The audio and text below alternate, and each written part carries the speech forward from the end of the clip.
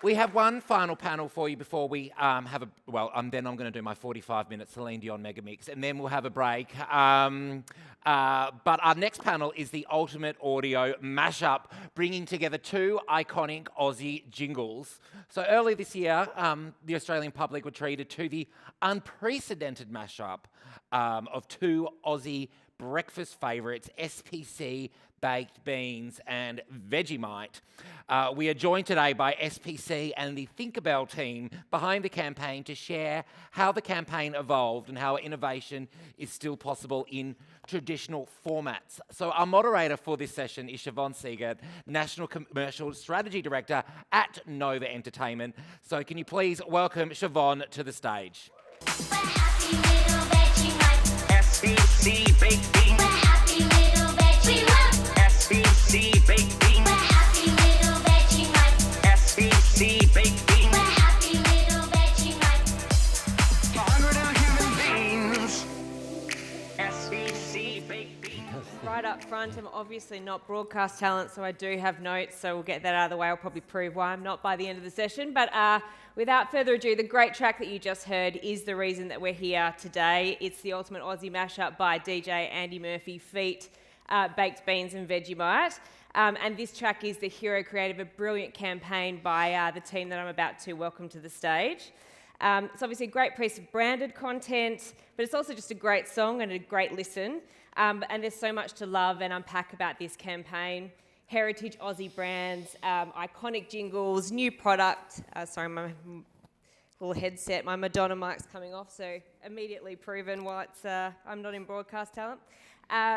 Nostalgia for familiar consumers, a fresh take for new consumers, and I guess what makes it really interesting is it's an audio-led campaign from FMCG products. So naturally, FMCG products tend to be grounded in visuals because product and taste is so important. So I think you'll be really interested in what the team have built today in this campaign. So allow me to introduce the panel. First up, we have George, who is the marketing manager from SPC. Hey, George.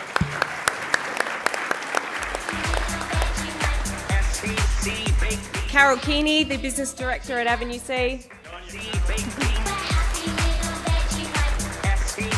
Ben Couzens, executive creative tinker and co-founder at Thinkerbell.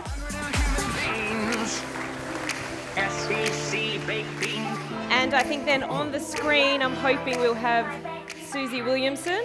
Here she is.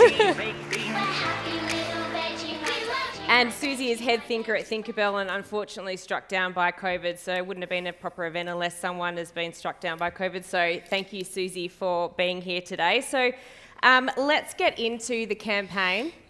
But first of all, obviously Suzi and Kaz are here from Thinkerbell.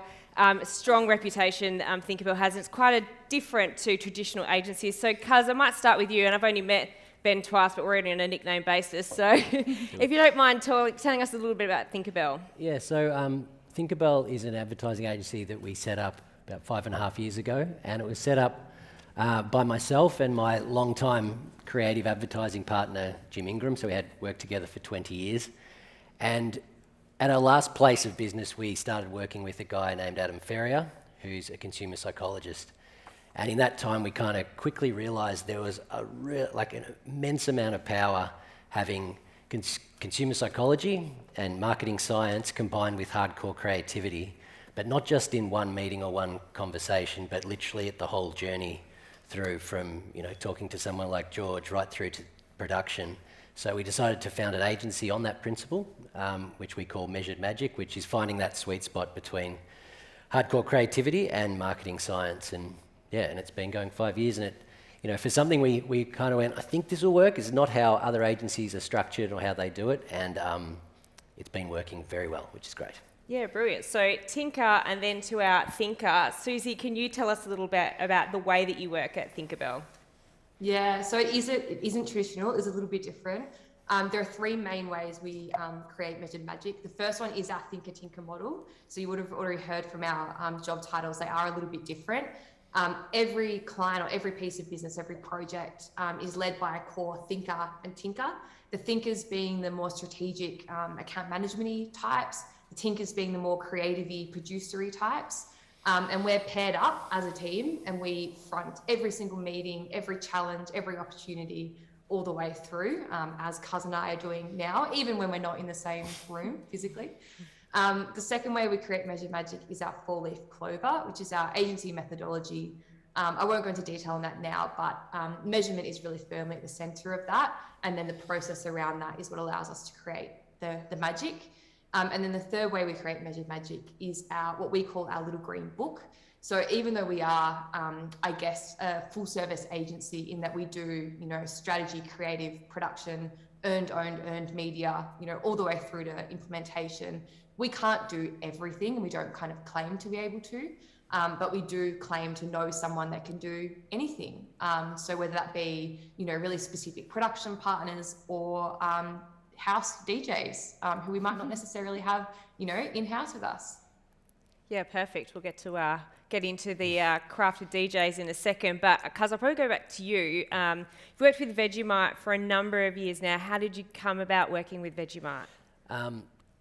It was perfect timing, really. For us, we'd been the agency had been going for a year, and we were still pretty small. Like we're 150 or so people now. At the time, we were about 17, and the bigger business, which includes Vegemite, came up for pitch. And Vegemite had been at its previous agency for 70 years, so it was a big deal that they were willing to go somewhere else, and also a big deal that they went with a little agency that really wasn't proven, but what they liked was the work that we presented. And it feels kind of odd to say, but Vegemite was in decline at the time. Brand awareness was dropping.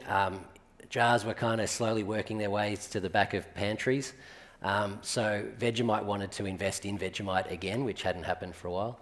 And so we came up with the platform idea of that Vegemite tastes like Australia, which it does. It's salty black stuff, but at the same time, it really does sum up everything weird and wonderful that is Australia. So it's an iconic brand. It just lost its voice a bit. So we brought that back, and we've been executing on top of that platform for 4 years now. Yeah, right. And you've obviously done a lot with that brand platform, but I might throw to Suzi to talk us through some of the work that you've done. Yeah, so like Cuz said, it is kind of hard to imagine because Vegemite, we all think it's always been iconic, and it has, but it was facing, declining awareness and penetration in Aussie households. So we knew, and Vegan knew, that it was really important to reignite that emotional connection that people have with the brand. So our focus for this last, 4 or 5 years we've been working with Vegemite has really been getting Vegemite back into culture, really making it, centered in culture, in the news as much as possible, and in Aussie minds, and then ultimately their mouths as well. So earned moments or spikes has been a really important focus for us, as has partnerships. And that's all part of Vegemite's strategy to be, in as many aisles as possible, in as many homes as possible. So over the last 5 years, I think we've done over 15 earned spikes with Vegemite, and they've been really varied, but all with that Taste Like Australia platform, as that uniting tone and spirit for us. And that's been, partnerships with Domino's to create Vegemite pizza, partnerships with Schnitz to create the Ash Barty Palmy, and then things that aren't partnerships. So earlier this year, we were one of the first brands to gently start campaigning for a royal letter in advance of our 100th birthday coming up next year. So yeah, it's a very fun platform to play with. Yeah, absolutely. And I guess, speaking about, fun platforms, but also that heritage brand, and obviously I guess the jargony industry speak for it is the sonic branding device, but that Vegemite iconic jingle. Cuz, can you tell us a little bit, what role does that play in 2022 for Vegemite? Yeah, it's a good question. That Happy Little Vegemite song was written in 1954, so it's been around for a hell of a long time. And in terms of how we use it, it's definitely a distinctive asset of the brand, but we use it strategically and sparingly. The reason for that is Vegemite very much is proud of its history and what it is, but we very much want Vegemite to be totally relevant for today. It's not about looking back, it's about acknowledging where we've been, but also looking what is Australia right now, and what's Australia going to be, and what's Vegemite going to be.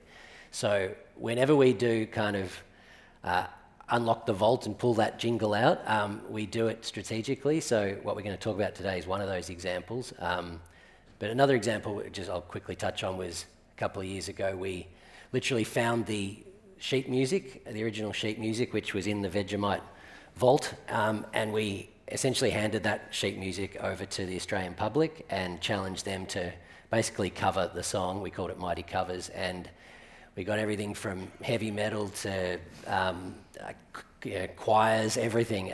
G-Flip got involved.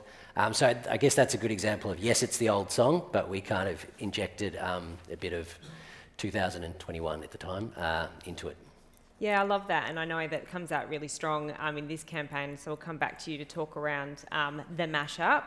But I guess one iconic brand to another in baked beans. George, can you tell us a little bit about how this partnership came to be, how the mashup started? Yeah, how it all started. So ultimately, the baked bean category is really mature and it's heavily penetrated with older consumers. So we were really, looking to revitalise the brand in terms of getting that discussion going again and grow category share and bring light users into the market. And our real point of difference in this category is the fact that we're proudly Australian made and produced here in Victoria. I'm out of Victoria, but down near Shepparton in Victoria. And then what we saw was a perfect platform to do that with Vegemite and be able to bring two iconic Australian brands together, inject a bit of fun into the category and get people talking about the product all over again. Yeah, fabulous. And I think, this is, kind of touched on this at the beginning, but, it's a food product, taste matters, looks matter. So, and I think you've obviously chosen to use audio to launch this product. So I might actually throw to Suzi on this one, but just to understand why you decided to use audio for this campaign. Yeah, it's true. It's not maybe the first thing you think of for a food product. The first thing to mention is it was actually a two-phase launch campaign. So audio and the track was definitely the hero channel and the hero piece for the second phase of the launch. But the first phase was an earned outreach phase. So we had a pretty strong gut feel when we first heard about the product that it would get a lot of earned pickup, just given the iconic nature of Vegemite and also that relationship we've built with journalists over the last couple of years. We knew that this would be something they'd love to pick up and run with. So that's how we started with the first phase.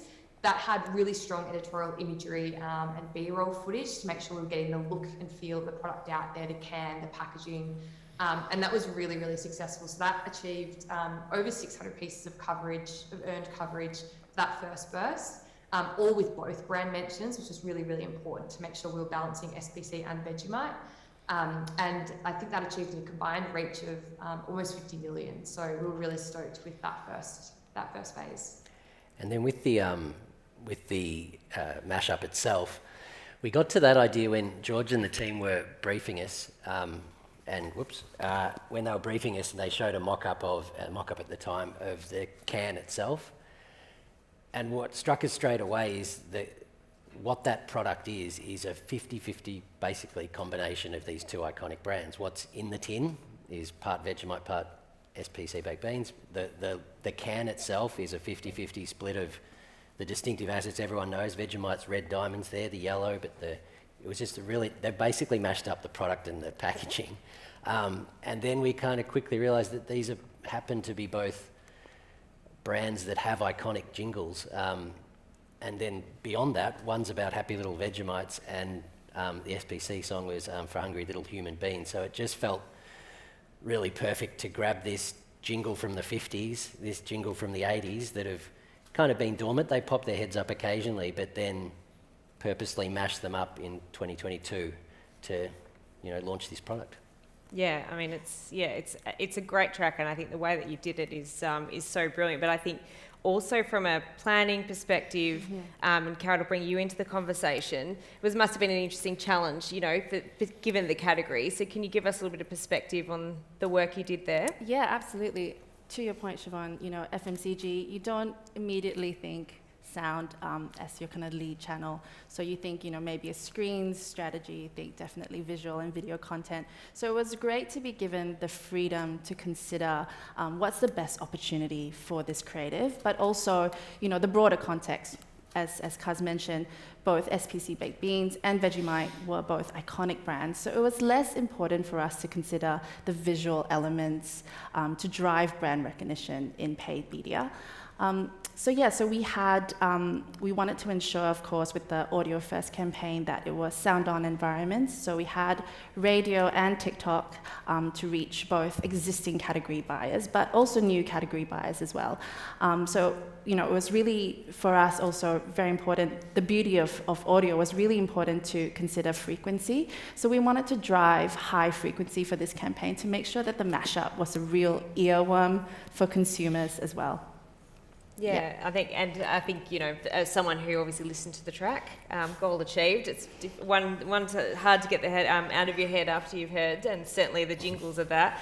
I believe that the baked beans jingle is from the famous Mike Brady. It George, is, yeah. Can you tell us about that? Yeah, so look, from a brand perspective, we were super rapt when the proposal came back to mash the jingles together. It really tapped into probably one of our most distinctive assets in the jingle.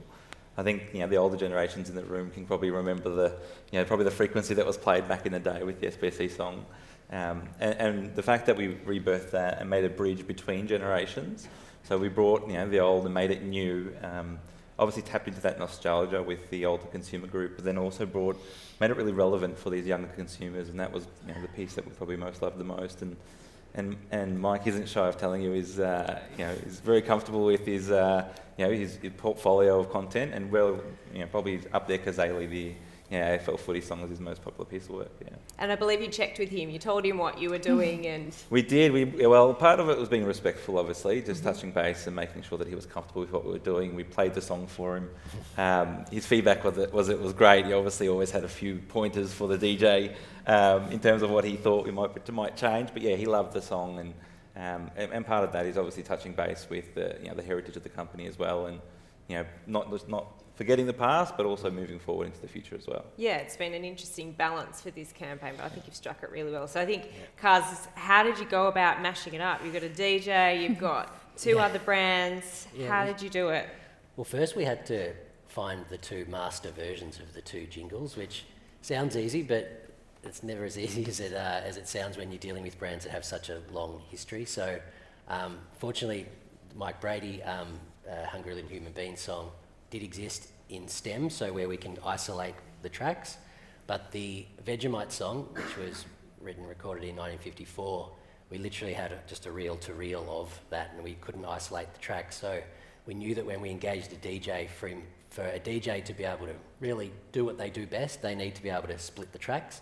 So for the Vegemite jingle, we re-recorded and matched, basically pulled it apart ourselves and re-recorded some kids' voices doing the singing, and basically matched it to the original, so that when we did go to DJs, and we did brief multiple DJs, that they would have the tools that they need to really do what they do best. But we're also aware of both those jingles were written by marketing people, jingle writers at the time, for the purpose of what they were. We didn't want to fall into the trap of going to a jingle writer or a commercial composer to do the mashup. We really wanted to go to a DJ that does it for a living, because every little decision that they make makes it authentic. So that's what we did. We went through a company called Big Sync, who lined us up with several DJs that we'd shortlisted, and there was no guarantees either. So DJs were briefed, and if they gave it a crack and weren't happy with it, they didn't need to submit it. And so we did have a few backups and to make sure that we'd get there. And we also wanted someone who was really into it too, like someone who had excited to put it on their Spotify and SoundCloud and talk about it and really get into it. So we had quite a few DJs give it a go, and Andy Murphy's was just bang on. And we were allowed one round of feedback too, which is usually not how we roll. Usually, there's check-ins all the way, but we went, no, this is what it is. We're dealing with an artist here, so there was one round of feedback, and there wasn't much, to be honest. It was only I think it was just a comment mainly around making sure the two brands were, the 50-50 split of representation was there, but it's really good. Yeah, I mean, that's incredible, I guess the level of work that you put in to make it, I guess, authentic, to get the, those jingles in there, but also then working with a DJ in that way to make it an authentic mashup. So we obviously know what we expect from a mashup track. But then no doubt, like you've got the DJ's got their own brand and you've got these two brands, you bring it together. So maybe Suzi, I'll throw back to you in terms of how you approach that from a brand safety perspective. Yeah, that was really important to consider because, I guess DJs as personalities, as brands, that lifestyle is not necessarily conducive with two very family-friendly brands. So that was definitely a consideration, doing the social media sweep, just making sure there was nothing out there that might not sit right with the brands we were working with. But then, like Kaz said, they're non-commercial talent in that they're not used to working to, production timelines and check-ins and rounds of feedback. So it was great that we all, including George and the SPC team, understood that and really bought into the importance of the authenticity and the credibility of that DJ talent. And also, where we ended up, like you heard it at the start, I think we played it again at the end, it's so heavily branded, like it's such a branded piece of content, which it was only going to work and be good and likable and enjoyable if it was also good, like genuinely a good track, a good, like a banger. And so that was really important as well, to work with a really credible, good DJ talent. And we're really happy where we ended up. And the tracks had over 5.8 million streams. Obviously some of that being paid through our paid placements, but a lot of that being organic as well. So I think people agree. I think people like it. Yeah, that's brilliant. I think that's again an impressive scorecard. Carol, you're obviously coming back to you now. We've got what is essentially a song launch and a product launch. So how did you put both into the world? What was your approach? Yeah, absolutely. So I think for us, it was really important to launch the track and the campaign as natively as we could. So we tapped into Andy's, existing platforms, SoundCloud, Spotify, to launch the track. And we wanted to veer away from just a traditional 30-second brand spot when we're thinking about paid media. So in radio, for example, we had a teaser of the track, and it was a solar spot. It ran in prime breakfast airtime, and it was really to drive that curiosity and also to build credibility around the track. And so we also partnered with Fitzy and Whipper, so I guess Nova's own iconic Mashup, if you like. And, we wanted to inject a lot of excitement and interest, and also just organic chatter around this exciting new release. So we had live reads, we had, kind of recorded brand spots by Fitzy and Whipper. And, for me personally, one of my favorite moments of the campaign was when David Williams from Little Britain, he was a guest of the morning, slot airtime, and he heard the live read and he was like, what's this about? And they actually talked about SPC, baked beans and Vegemite, on the show. We got a can in his hands, and that's exactly what we wanted. We wanted that authentic discussion and interest, and ultimately drive trial. So I'm hoping he brought a few cans back with him and, spread it around his friends and, starting a bit of a movement back in the UK, hopefully. But that's exactly what we wanted. And we knew that, spots and dots just wasn't necessarily going to deliver that for us, just in that pure form. But also, from just a numbers point of view, Suzi mentioned close to 6 million streams of the track. We also had 900 pieces of audio content run. The TikTok component was really effective as well in terms of significant uplift in our ad recall and also in all kind of the media metrics. But, ultimately, we'll throw it to George in a second as well. It drove footfall and drove sales. So ultimately, that's what we want to see. Yeah, and I know we chatted about the David Williams moment as almost being that ultimate marker when a mashup product's being debated for taste and, do you like your baked beans with your Vegemite? You've done it. But I won't answer for you, George, but I guess it's all fine to have a great track. It's obviously great storytelling, lots of consideration. Did it work? Was it a successful campaign? Yeah, look, it really was. I mean, on the back of what was a fantastic launch that we touched through in relation to both the PR launch and then the track launch, and a great media planning with the Nova engagement as well, we had, it was the best-selling flavoured SKU in our range. So obviously, rich tomato, it's been around for a long time and consumers love it. But in terms of a flavoured SKU, it was definitely, for that first quarter, it launched in May. And then for the next 3 months, definitely was the strongest performer in there. So I think the part beyond just the sales, though, the bit that was most valuable for the brand as well was the fact that it was discussed so robustly. And that's for a brand that's been around for over 100 years and People do tend to forget a little bit about SPC and the debate on, did you like it? If you didn't like it, was it strong enough? Was it not strong enough? There's just so many components, and I think that discussion was probably, coupled with the sales, was the bit that we're most happy with. Yeah, definitely. Yeah, fantastic. Well, look, we are getting to time. So first of all, I obviously want to congratulate this team on what is a brilliant campaign. A mashup for a mashup is genius. So well done, and thank you all for your time. But for the room, George and the team have actually organised a whole heap of the ultimate Aussie mashup for you. So if you haven't had a chance to try your baked beans with your Vegemite, make sure you get your hands on it today. And thank you everyone for your time. See